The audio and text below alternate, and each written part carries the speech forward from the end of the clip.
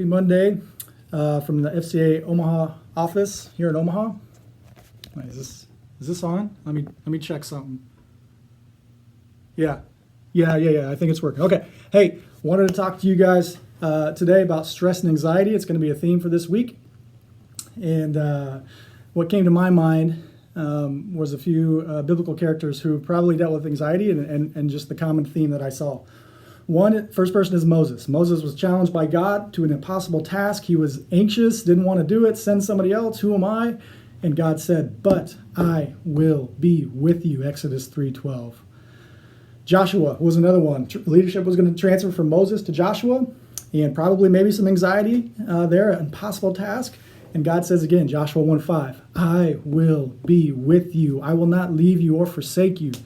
Solomon was another one that came to mind. He was probably anxious as leadership again was being transferred from him to him from King David. And King David himself charged him and said, do not be afraid, for the Lord your God, even my God, is with you.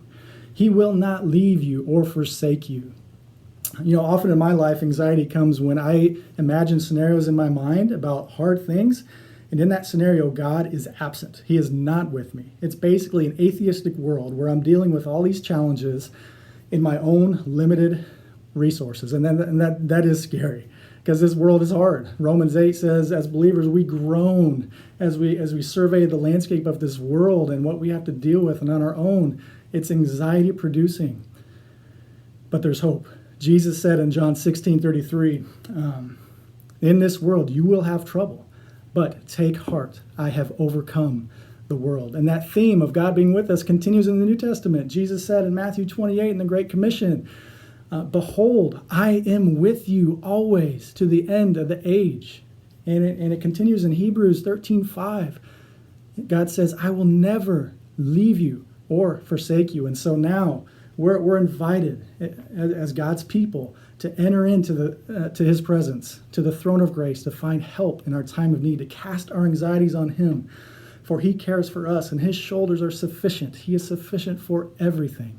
And so the challenge for you and for me is, are we doing that? Are we placing ourselves in the presence of the Almighty God, casting our anxieties on him, receiving his infinite, the help of his infinite resources and presence, and fighting for faith and continuing on? I challenge us, stress and anxiety is multi-layered. There's other variables for sure, but we have to start here, remembering that God is with you.